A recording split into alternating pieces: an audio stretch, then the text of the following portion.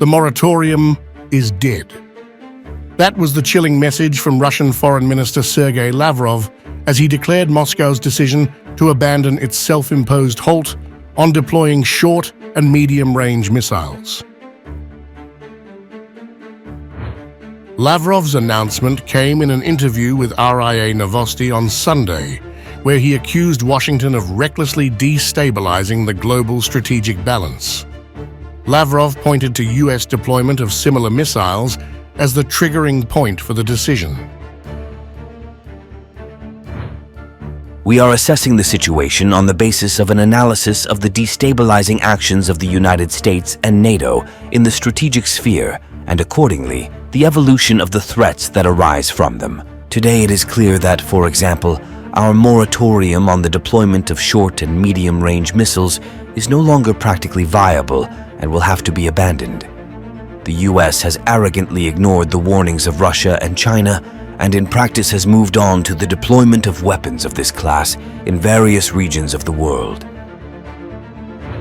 Lavrov made it unequivocally clear that Moscow sees no pathway for resuming arms control negotiations with Washington until its anti-Russian course is abandoned. While Russia has suspended its participation in the New START treaty, Lavrov stressed that Moscow continues to adhere to the treaty's central limits on nuclear arms.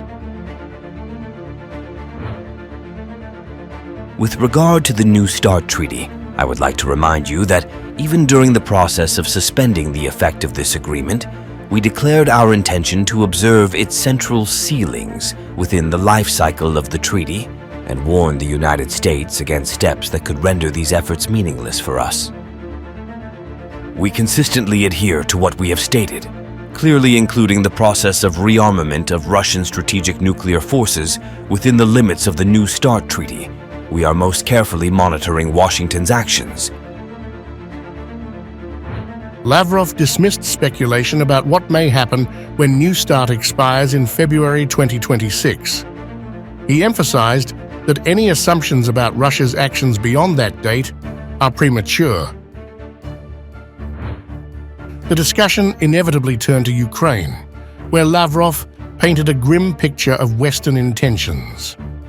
He accused the US and its allies of using ceasefire talks as a pretext to rearm Kyiv's forces.